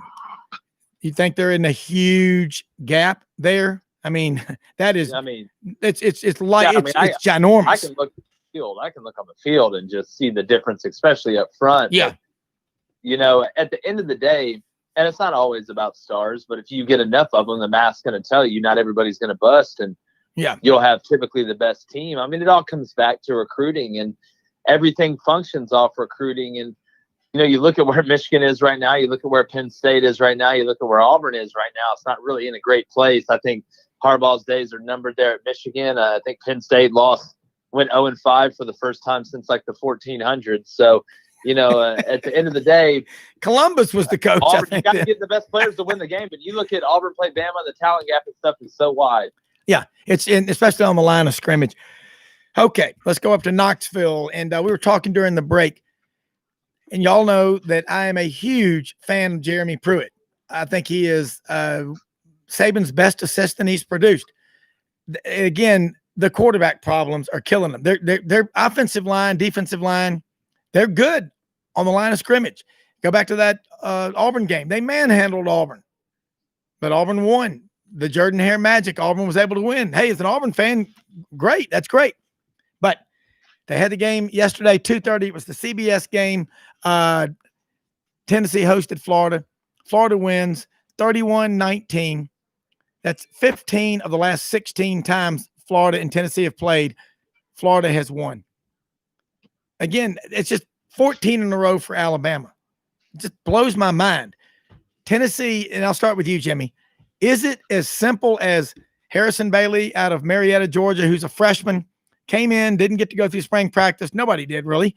But you get this guy more reps and coaching. But here's my question. Jim Chaney was supposed to be a miracle worker. Left Georgia. Jake Fromm had his best year ever in 2017 as a freshman. Came in January, but 2017 was the best he's ever been at Georgia. He's been now 2 years in a row. First time Jarrett Garantano would have a offensive coordinator, quarterback coach 2 straight years, and he's awful. And is it as simple as Tennessee just getting the right quarterback in there? Because I think if they had a quarterback, they might have maybe a couple of losses this year. They might be 8-1. I think it is. I mean, you look at that Kentucky game. I mean, that's where the air went out of the balloon. You know, Garantano had back-to-back pick sixes, and on the possession before that, he was sacked and fumbled. So he had 3 consecutive turnovers, and when the third consecutive one is an 85-yard pick six, I mean, it just displaced everybody. And then Kentucky, from that point on, just they just ran roughshod, and it's really tough to come back from. And then you know, we were talking off air, and I just mentioned the fact that with a youngster like Harrison Bailey, who was a really decorated player at Marietta High School in Metro Atlanta, he didn't have a chance to go through spring practice. He did not have an opportunity to, you know, play early in the season, which is normally where you want to place your non-conference games, and at least 2 of those are usually going to be against teams you're pretty sure you're going to beat, and there's a good chance you can get a young quarterback in the game like him in those type of matchups. But with this year being an all SEC schedule, I mean, you just, as a head coach, you just couldn't afford to do it unless he was just head and shoulders, you know, better than everybody else, you know, in camp. And it just put him in a difficult situation. And as for Chaney, just like in that Kentucky game, after the second pick six, I mean, you're horrified about throwing any pass more than 10 yards down the field. It's got to be high percentage. And, you know, when you don't truly trust your quarterback, it really hurts your ability to use everything that you have in the playbook. And for me, I mean, for the most part, the short answer to the question is yes, they've got to do something as far as the transfer portal goes, because starting in January next month, when they formally pass that one-time transfer rule without having to sit out a year, they're going to have to get somebody from another Power 5 school, or maybe just a really talented player from an upper level a group of 5 school, and or a junior college quarterback. That's just what they're going to have to do, and you know, just hope they make the right choice. Yeah, and you look at yesterday's performance by Harrison Bailey. Tennessee started the true freshman. He was sacked 5 times, and he's got an offensive line going back to the star system. 4 of those guys were 5 stars out of high school, but having a freshman quarterback, I don't think those sacks were really the fault of the line not being good. It's confusion and some breakdowns, and him being his first time as a starter. He had 111 yards passing, a 15-yard touchdown pass to Eric Gray out of Lausanne High School here in Memphis. And looking at the big picture, I think Tennessee fans would be complete idiots if they were pushing a narrative to get Jeremy Pruitt fired. He's the guy that's got the tough culture. He's got a lot of things going for him. Now, granted, after 3 years, he's only got one of his staff members, Jake and Jimmy. That's Will Friend out of Neshoba County High School in Philadelphia, Mississippi, who was a teammate of Jeremy Pruitt's at Alabama. He's the only one after 3 years still coaching the position that he was hired 3 years ago to coach, and that's offensive line. But I really believe with the quarterback problem fixed, Tennessee is going to be a completely different team. I based so much of my predictions for Tennessee on them getting the best quarterback on the field. And for whatever reason, Jarrett Garantano, and we know it is, the lack of spring practice, that is huge. That's kind of like trying to make gumbo or jambalaya without the Cajun trilogy of bell peppers, onions, and celery. It can't happen without it. So anyway, Jake Crane, your thoughts on Tennessee and Florida. And we know Florida's good, but how are we going to fix the Big Orange? Because my wife Audrey's over here in tears because her beloved Tennessee Volunteers are struggling. Yeah, I mean, if you're Tennessean, there's not a whole lot of silver linings, but at least you know what your problem is, and it's really only one problem. The problem with that is it just happens to be the biggest problem. So when you're able to diagnose it, that's great. When it's just like it's like this. It's like the human body. The quarterback is the brain. And so if you take the brain out or the brain doesn't work, it doesn't matter how big the muscles are in the arms or how big the legs are or how strong the core is, the body's not going to function. And I think the Harrison Bailey kid's got a chance, but Jeremy has to get a quarterback. And if they do, they'll be able to contend because, again, Tennessee up front. Now, on the defensive line, there's some spots where they could get better. Nobody's going to match really what Alabama and honestly, Georgia have, but they're able to compete up front on both sides of the ball. But again, when you don't have a quarterback, none of that matters, and you only score 19 points at home. It's not going to do it against Florida. But once they do, if Jeremy's able to do that, Tennessee will be fine.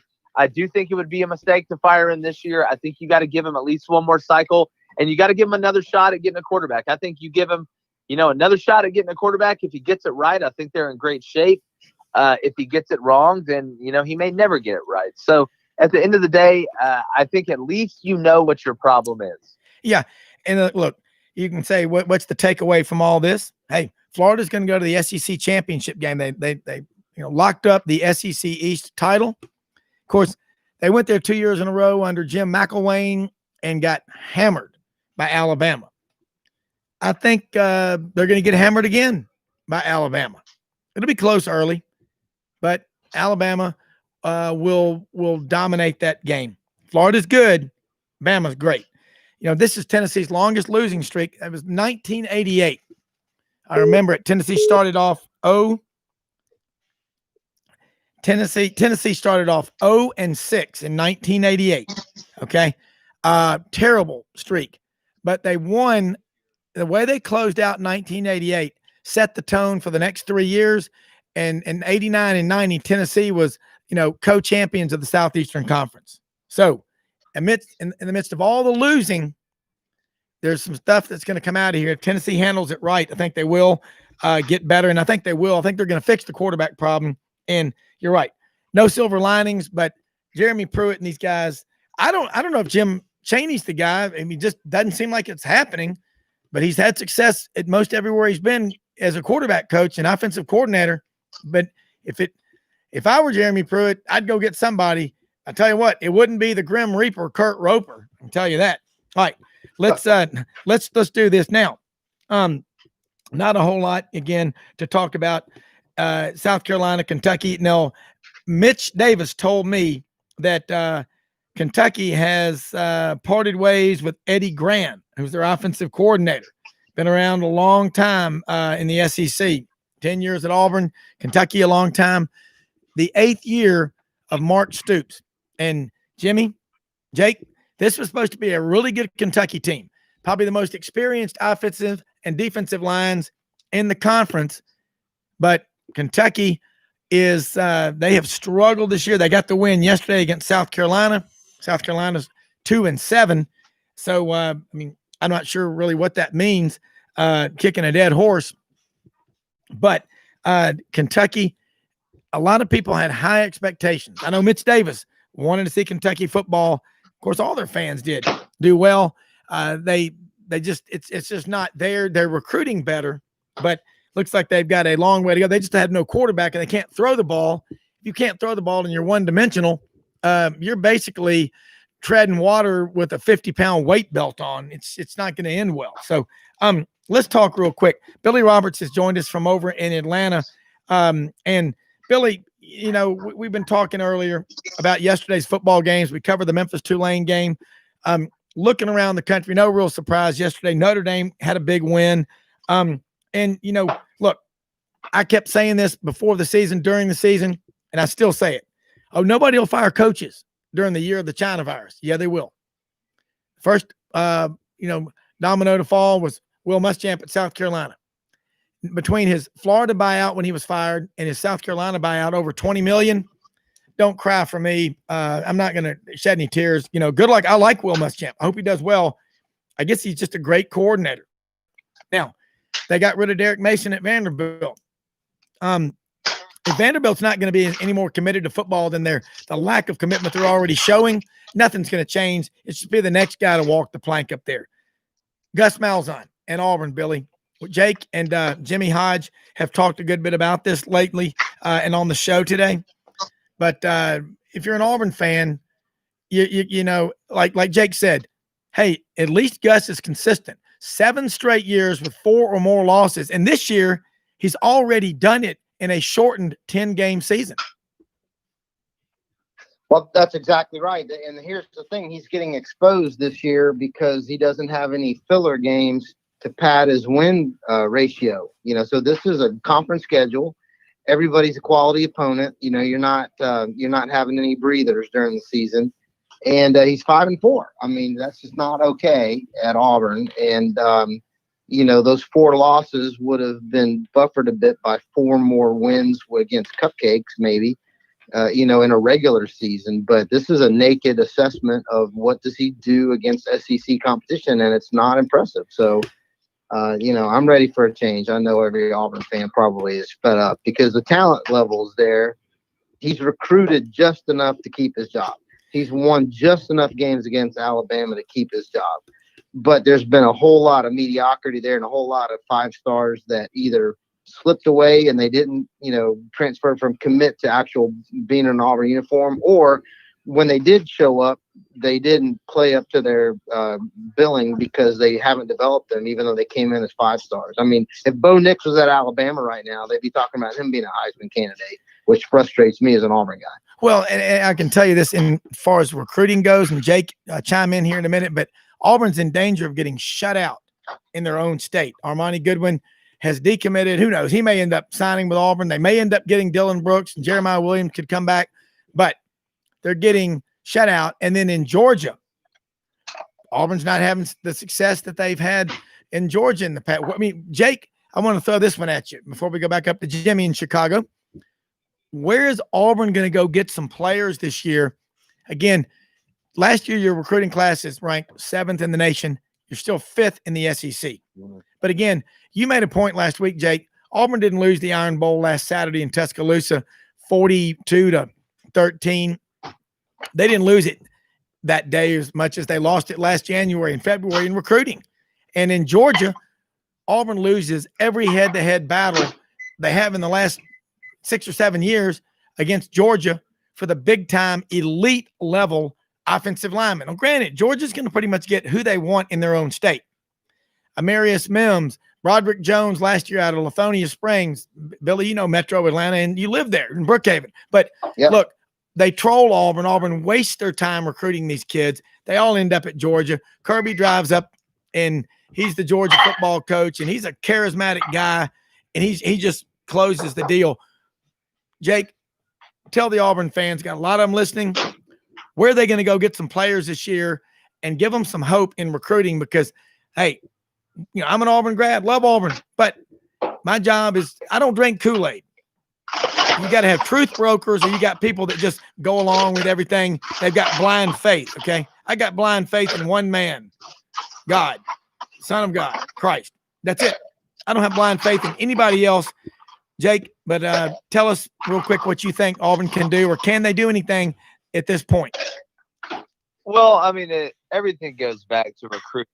That's I've seen on the field, and you hope that your development's good enough to match good recruiting, and then you end up with a really good product. But, you know, again, Auburn, here's what they're going to say is that, you know, we have 12 commits right now, and since it's a weird year, you know, we don't have that many, you know, spots, and we're going to go to the transfer portal and the market. And really, that's the plan right now, because that's the only plan there is. I mean, it's funny, and anybody that tells you that's been the plan since these kids have been gotten recruited, which is going on 2 to 3 years, is lying to you, because I don't think anybody 2.5 years saw a pandemic coming. So they'll go to the grad transfer market. They already have Eric Wilson, a guy who I'm having on my show, the Harvard transfer, the offensive lineman. But look, this goes back to roster structure. This is the trick. You want to be good. You want to have a good program. Look at what Nick Saban does. Look at what Kirby Smart does. All these successful programs, they structure their roster so that you don't get hit all at the same time up front, like Auburn did this year on both sides of the ball. And they've also recruited enough and understand how to recruit to certain areas that you don't overload yourself with guards like Auburn has. Auburn's playing with 5 guards on the offensive line, and really they're playing with 4 interior guys on the defensive line. You don't have a pass rusher or a tackle to save your life at Auburn right now. And at the end of the day, there's hope because it's Auburn. And regardless of who's there, Auburn can sell itself. And not having visits hurt. They may get some big-time guys in the transfer portal, but Gus Malzahn is not going to walk into a living room and beat Nick Saban or beat Kirby Smart or beat Sam Pittman. He's not going to beat these guys. And the reason is very simple. If you've ever seen the movie Superbad, he's Steven Glansberg, man. He's Steven Glansberg. And that's the truth. And I don't know how long it's going to take for Auburn fans to understand that when you walk in the cafeteria, you look at the cool kids table, you see Nick Saban, you see Kirby Smart, you see Sam Pittman shoot. They just let Lane Kiffin's doing impressions at the end of the table. They just let Eli Drinkowitz sit there, and you look over at the other table, and Gus is eating pudding by himself. So until Auburn figures that out, that in recruiting, perception matters, and you got to be able to go in there and do the things you have to do, and Gus just can't do it, and it's not Gus's fault.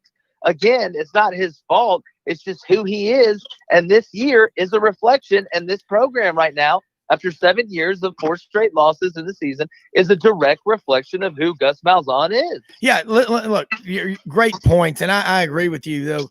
That you said that last week when Gus shows up, you know, they stuff him in the locker. Kirby and Nick Saban. Yeah, they put him in the locker and laugh at him in front of all the girls and stuff at school. You know, I mean, but something's not right. You're right. Roster management. I mean, you're in your 8th year. Okay. This should not be happening. It's inexcusable. I'm sorry if he's your best friend. My job is not to kiss brass, okay? I don't. And I don't, sorry if you don't like that. I mean, I don't care what program you're a fan of. You've got to be honest. And you see a problem. It's just like a surgeon. If you see something bad on somebody in their insides when you open them up to do surgery, you better get after it. You better do something about it. Hey, before we take a break, let me say something about one of our sponsors, the Dorian Agency, Tom Dorian. The last thing anybody really wants to talk about is insurance. We hear insurance commercials on TV, on radio all the time, but you got to have it. So instead of avoiding the insurance issue, you better face it because it is so important. You've got to have insurance and you need to have the right agent. We have Tom Dorian of the Dorian Agency. I've known Tom 42 years. CBHS alumnus, member of the 77 state championship team. Also started on the offensive line for the Memphis Tigers for 3 years, 81, 2, and 3. Father of 5, member of Curcio de Colores. Tom, great man, a friend of mine, father of 5, solid as a rock. So if you need life insurance, homeowners, auto, property and casualty, any kind of insurance, you're confused about what you need to do, give Tom Dorian a call. It's as easy as having a conversation with a good friend. He'll make you feel very relaxed. He'll listen and he'll be delayed in his comeback and he'll just say, okay, this is where we go, or this is where we go. It's worth your time. And also, if you're like most Americans, you might go years without making a claim on your property and casualty, your homeowners, your auto insurance. They have a program, Ask Tom Dorian About This, that can give you up to 25% of your premium back. That's the Dorian Agency, 6240 Poplar Avenue in East Memphis, just east of Ridgeway. Before you hit the Chick-fil-A there on Poplar, you cannot miss it. 901-328-5858. Check out the Dorian Agency hyperlink on our website at sidelines.live. And one other we want to say is Jim Karras Chevrolet, 2000 Covington Pike. They're not open today, but they'll be open bright and early Monday morning. George Gully, 22 years, the sales manager, over 4,000 customers, cars, trucks, and SUVs. Rachel, Christian, the entire team he's got up there, they're great. They'll find you the right vehicle. Ask them about those Apple technology packages available with all the 21 Tahoes, 21 Suburbans, the Chevy Silverado Trail Boss, great looking vehicles. Check them out on our website. George Gully, the sales manager. Again, ask for him when you get there tomorrow morning. Jim Karras Chevrolet, 2000 Covington Pike. Hey, 30 minutes to go. We'll be right back. We there? Yeah. Hey, I mean, Jake, that was great points. And same with you, Billy. And I mean, Jimmy, you know, how many more years, if they don't make a change at Auburn, nothing's going to change. I don't think. I mean, what do you think? Well, I mean, I'll tell you what, I wish we had the balls at Auburn to have hired Lane Kiffin, I wanted to. I said it 2-3 years ago. Go in. It's worked before at Ole Miss. Yeah. Go his guy. Their guy. Yeah. Yeah. I mean, but I think it comes down to a personality thing. Malzahn, like you guys said, is just a dweeb. And Chiswick, has a lot of charisma, and he shows on television. So I'm sure in recruiting he was effective. Tuberville's now a senator. Yeah. I mean, he's so popular. He got elected, and with most of the state being Alabama fans. So, yeah, Malzahn following those two guys at least has some personality and could recruit a little bit. And Malzahn's recruited okay, but he has dined out too long on transfer offensive linemen and transfer quarterbacks, and he's not developed his own, and now he's paying the price for it. Yeah, I totally agree. I mean, and he can't develop quarterbacks. And what does that tell you about his ability to develop quarterbacks, guys? He can't develop them. How many times does he have to burn dinner before you quit eating? Well, I mean, Rob, I don't think he'll ever get cancer because he can't develop a tumor. Oh, gosh. That's a great line. Oh, gosh. Well, it'd be funny if it wasn't so sad. And what's really sad is that his average recruiting rankings in the 8 years he's been there, probably about 9th in the country.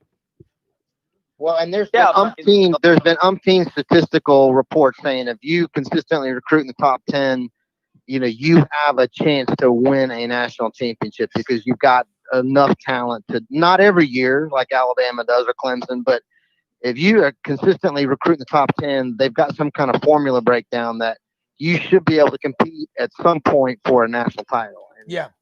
they just, Yeah. they fluked into it in 2013 Yeah. and haven't been worth a shit since. Yeah. Hey, Jimmy. Hey, Yeah. Was that somebody was doing their dishwasher or something? We could hear it in the background. I didn't know what it was. oh, I was going, what? Somebody's getting mugged. Hey, did y'all see that picture I sent you of Joe Biden with his dog? oh yeah, yeah. Oh, God. What about my Ron Burgundy picture, Rob, with the mail-in points for the Iron Bowl? Did you like that? Yes. Did y'all see it? This just in. The mail-in points have come in. Auburn 742 and Alabama 38. Oh, God. I mean, hey, Jimmy, it's okay. About to come back, guys. About to come back. I'm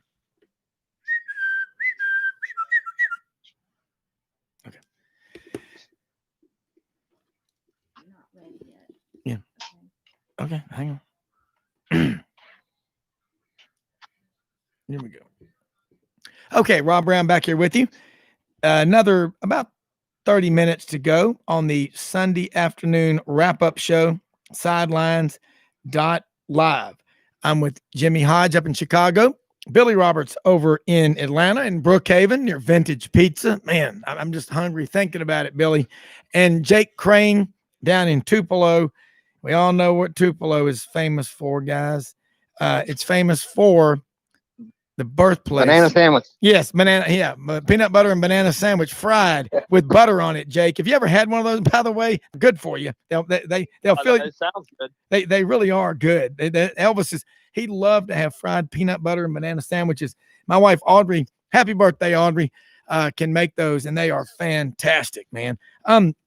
Look, it's as old as time itself. But the saying, the greatest thing you can give a fan base and a nation and your people is hope. Okay. Now, looking at, and we've covered a lot on these games, from in recruiting recruiting is so critical. Now, this coming weekend, Alabama is at Arkansas, Georgia at Missouri, Tennessee at Vanderbilt. Derek Mason was fired last weekend, but he was 3-3 against Tennessee. LSU travels to Florida. Man, is that going to be another public beheading? Golly, man. Auburn travels to Mississippi State, and Ole Miss travels to Texas A&M. Week 15, man. I'll start with you. Let's go up north to Jimmy Hodge. Any of those games really jump out at you that I just listed? It get you really excited to, you're going to chain yourself to the couch to watch? Well, I think Ole Miss A&M is a real interesting game. I do too. Because anytime you have teams that can put points up on the board, it looks to be a game that potentially could be just not only close, but just have a lot of unusual things happen, because the job that Lane Kiffin's done with that offense and with Matt Corral has just been remarkable. Yeah. And that they're just a handful to stop. And A&M again, you just never know what you're going to get out of them. They'll like again, we talked about it more than a couple of times. LSU was just set up to get destroyed at Kyle Field last week, and they hung in there the whole ball game. And if they didn't get a replay reversal on a parent touchdown pass to Boutte, we could have gone down to the very end. And then also Finley threw the pick six, that just hand delivered A&M a touchdown. And if not for that, like I said, it was anybody's game. So I just think that could be a really close game. And if Ole Miss defensively, we know they're terrible. But again, if Mond is, if he's off his game, which is he's prone to do, that could be a game that A&M should be very wary of. And Ole Miss, I think, is hungry. They had a week off, and I'm sure Lane's put in some new stuff for A&M. And like I said, I think it's going to be a really entertaining, close game. Yeah, and I will not be surprised if Ole Miss goes and wins, because A&M's not built to get into a track meet. Their defense, as bad as Ole Miss's defense is, they are capable of having a great stand. I mean, they still got to play LSU too, and Ole Miss could end up 6-4. This is look what Lane Kiffin's doing, and I said it several years ago. I said I'd love to see Lane Kiffin be the head coach at Auburn. Look, people, spare me about, well, he's done this or that. Hey, you want to win football games? You want to have a team full of Eagle Scouts out there? Hey, I'd love to, that are all 4- and 5-star athletes too. Okay. Doesn't always happen. Do what? Have a bunch of Reese Davises out there. Yeah, good guys. I mean, I worked with Reese for 2 years. He's a great guy. Now, you've got to have talent. Lane Kiffin knows how to win. 14, 15, and 16. Remember this. 3 straight years at Alabama, guys. 3 different quarterbacks. And in 2014, he had Blake Sims out of Gainesville, Georgia. Came to Bama as a quarterback. They moved him to running back. Moved him back to quarterback. Took him to the playoffs. Now, they got trucked by Ohio State in the playoff in the Sugar Bowl in New Orleans, but he got him there. Next year, he took Jacob Coker, Jughead, out of St. Paul's Episcopal School in Mobile, who was a backup to Jameis Winston at Florida State, brought him up there to Alabama. They won the national championship in 2015. Lane Kiffin was the coach, offensive coordinator, quarterback coach. 2016, he took Jalen Hurts, who arguably has among the worst throwing motions of any quarterback we've seen lately, out of Channelview, Texas, out near Houston. Burton Burns, I think, found him, and Kiffin. They convinced Saban to take him. Took him there. 3 straight years they won the SEC, 14, 15, 16. 3 straight years to playoffs. 15 and 16, they played for the national championship and split those games. Lane Kiffin was the common denominator there. Say what you want about him. The guy's a winner. He's an impact guy. You know what he does off the field? Who cares? Spare me the righteous indignation, you self-righteous, sanctimonious Pollyannas out there. You want to win? Go hire you a coach like Lane Kiffin. Jake Crane, you think I'm crazy or what? Yes, I am, but go ahead. No, I don't. I don't think you're crazy at all. I mean, at the end of the day, and the way the SEC is trending right now, your head coach, if you look around the league, has to be a big-time guy, a guy that has personality, and that doesn't mean he throws his clipboard 80 yards in the air, but I like that stuff. It gives them notoriety. I mean, you look at the way they're recruiting right now. They just got Luke Altmaier to flip, the 4-star quarterback. That's what I'm saying. If you kind of look through the trees a little bit, you can see what the future looks like in the SEC, especially from a coach standpoint. Mm-hmm. And I'll say it again. It's the 3rd time I've said it since I've been on here. This is not the hand to fold if you're Auburn. And keeping Gus Malzahn is only going to continue to dig this well deep enough until you hit the water and realize you can't dig yourself out of it. And at that point, you're going to start to be like Tennessee is right now. And honestly, if they don't fix it in recruiting, it may get even worse than that if A&M keeps up the way that they're keeping up. So you're not crazy, Rob. You got to get a guy in here that people want to play for, people are excited about, that's willing to be aggressive, that wants to call a timeout with 40 seconds to go before the half at home in a game he has to win to maybe get a field goal that could alter the way the game ends at the end. But again, it's just not Gus, and it's not who he is. You know, he'd rather find a $10 bill than have a 50% chance to get a $100 bill. That's just how it is. Yeah, and I'll say this too about, it's up to the parents to raise their children. And sua sponte, that's Latin for of your own accord, of your own volition. When you're 18, 19 years old, you're pretty much who you are. Now, coaches can have an influence on you. Sure, they can. But to try to blame a head coach because his off the field activities are one way or another, whatever, get over it, man. Come on. Coaches have never gotten a contract extension, not these big ones, because they've got a lot of nice guys and they go to class and they're graduating. I mean, look, you're there to get your degree, but there's only so much you can do. You can't care more than they care. You know that, Jake. You know that, Jimmy. You know that, Billy. I'm going to throw it at you.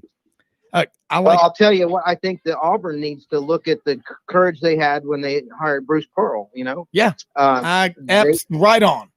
Yeah, he comes in, and they took a chance on him. It was a risk, it was a gamble, and they stepped up and did it, and it's paid off in spades for those guys. Yeah. So, and for Coach Pearl. So they need to find the football equivalent of that, perhaps, or bring in an NFL coach that could, at least in recruiting, say like Saban does, I'm going to run my team like an NFL team. You're going to be prepared to go to the league. If you come here, we're going to show you what it takes to get to that next level. And that's a very seductive recruiting message. And Auburn does not have any way, shape, or form to sell it that way. And they could, but they've got to get the right guy. Yeah. Well, look, I mean, again, everybody out there in recruiting, Ole Miss, A&M, that seems to be the hot game of the week. And again, I will not be surprised if Ole Miss goes in and wins that game in College Station next week. Auburn at Mississippi State, man, that's is that two dogs barking at each other, guys? But it ain't gonna be pretty. LSU at Florida, that might be the public beheading game of the week. Well, the first thing that's going to happen is the SEC network's going to have to invent a 9 a.m. game, because that's the only time slot that Mississippi State and Auburn should be worthy of playing. And they shouldn't even give them the dreaded 11 a.m. game. They should make it 9 a.m. Yeah, I mean, or the not worth watching. The sunrise game. And you say, well, how can you say that? You're Auburn fans. Well, good gosh, if you're paying somebody to wash your car and he does a halfway job, it's if you put half into anything, you're not going to get much out of it. How can you expect positive results in life when you fill your head with negative thoughts? I'll say that. Tennessee at Vanderbilt, I will say this. If Tennessee loses that game, I mean, there's no telling what will happen up on the hill. Georgia at Missouri. Now that's one that, guys, let's don't overlook that. Missouri's won 5 of the last 6 games. I don't care who they're playing. They're 5-1 in their last 6 games. Eli Drinkowitz, look, the guy's got a bowl cut. You can still see the soup stains on the side of his head. Man, that haircut, but he's a heck of a coach. And Alabama at Arkansas.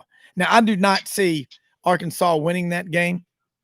Arkansas, it looks like they're going to end up 3-7 on the year. But they really should have, they easily could be 6-4. The LSU game, the Missouri game, the Auburn game, 3 that they let get away. And let's face it, they were robbed in the Auburn game. I mean, we all know that. But, guys, let's talk a little about the Georgia-Missouri game, and I'll throw that one back at you. That's out in Columbia, Jimmy Hodge. And again, that's going to be a really exciting game, 11 a.m. Central on SEC Network. Yeah. I mean, Missouri's been, really good at home. And again, Basil's had a great freshman year, of course, redshirt freshman, but he's had a great first season as a starter in the SEC. Roundtree's an outstanding running back. If you don't come in there focused, Georgia can find themselves in a game. I mean, you're looking at that opener when they went to Fayetteville. All you heard about was, Arkansas, they'll be lucky to win a game all year. And first thing you knew, they were down 7-0, and actually should have been down 14-0. They had a 95-yard touchdown pass called back. A lineman flinched a little bit. And, after a win like Missouri had last week, just from a psyche standpoint, that's a team of believers. I mean, Drinkwitz has just done a great job with them.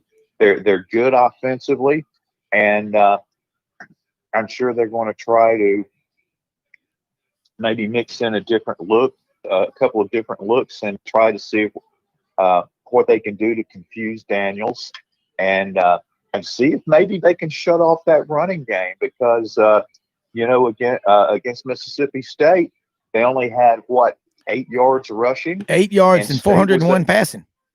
Yeah, and State was able to stay in the game. Yeah. And then of course they came back to their senses last week, got the running game going, but you just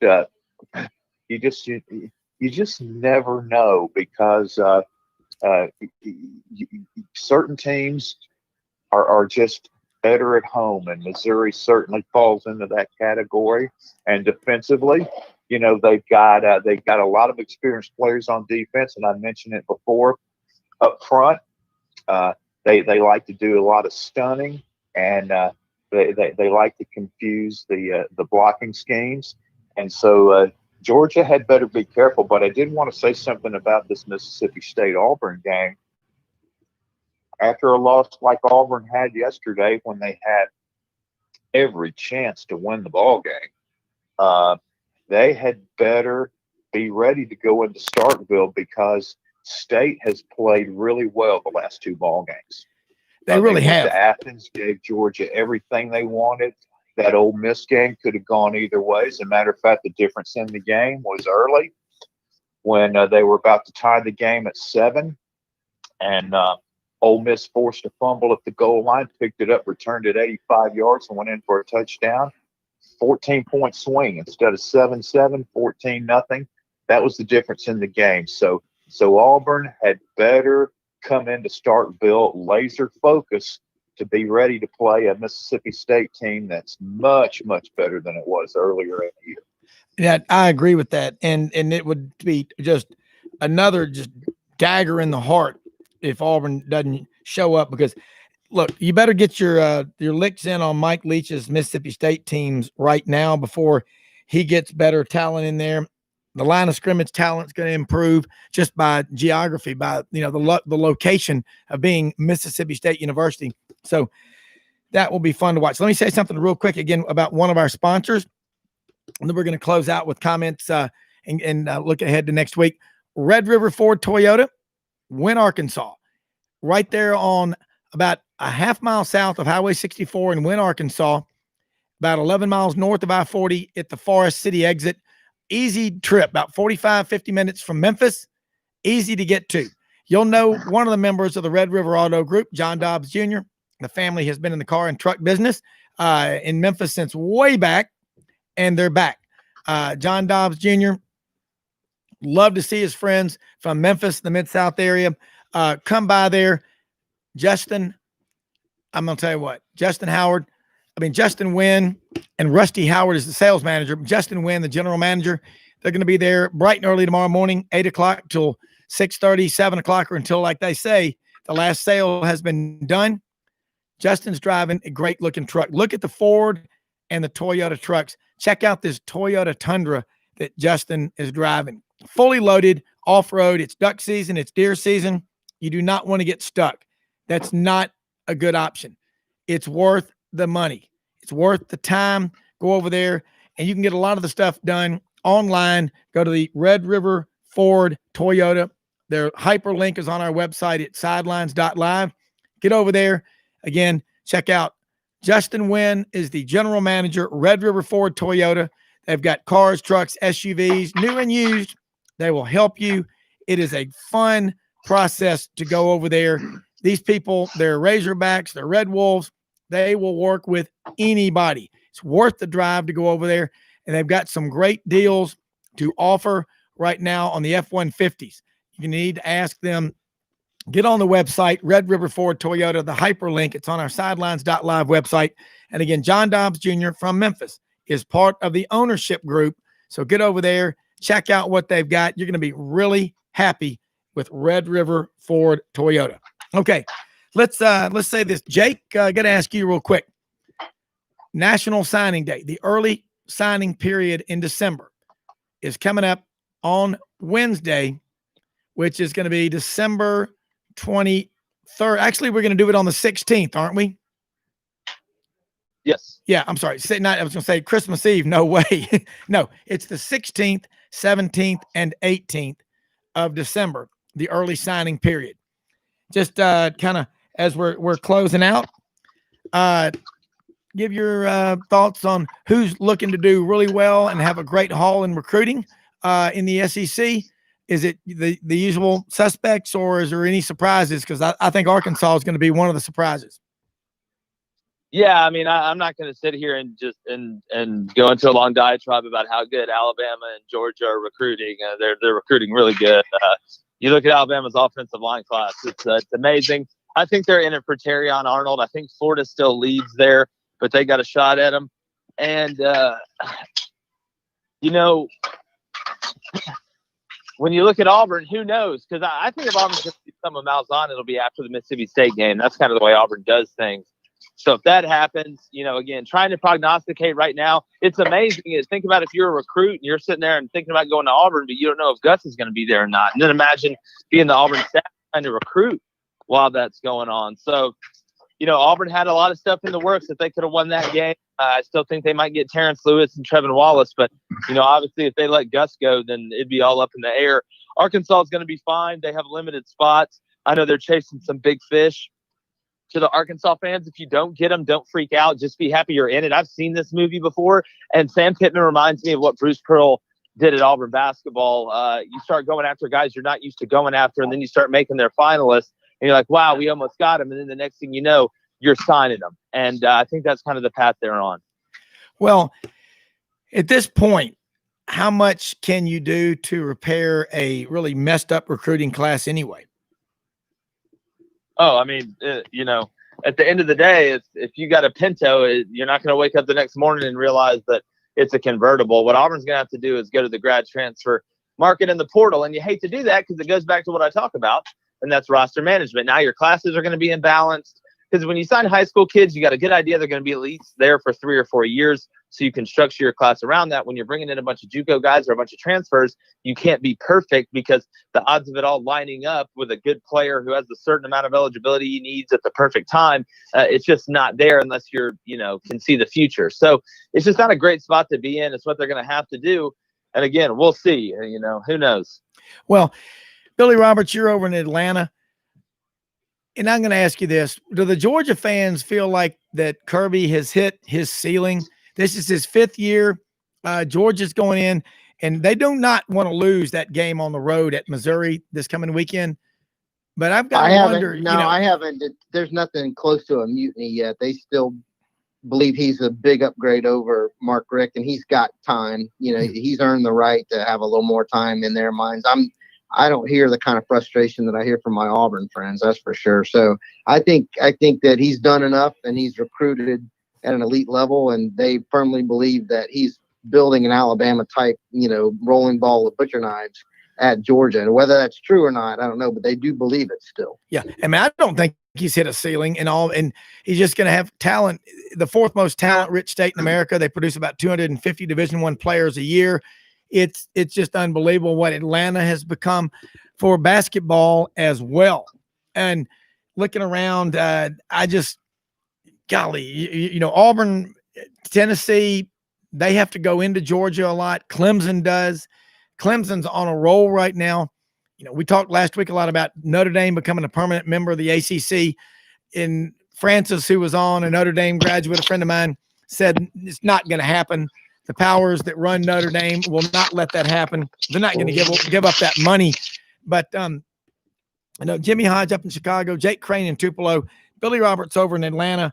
This has been a great show. We've covered a lot, and I'll tell you, we're doing it every week. We just keep surprising the negative people out there, the miserables that we're pushing the narrative. We never play football, and again, I tell you what, it's hurt. It has really hurt Jimmy and Jake and Billy. It's really hurt the Big Ten, but it's been horrible for the Pac-12, especially when you have a governor, Newsom, who's shut the state of California down, except for the entertainment industry. And you would think sports would be entertainment, but lots of kids in California. Let's go back to those numbers, Jimmy.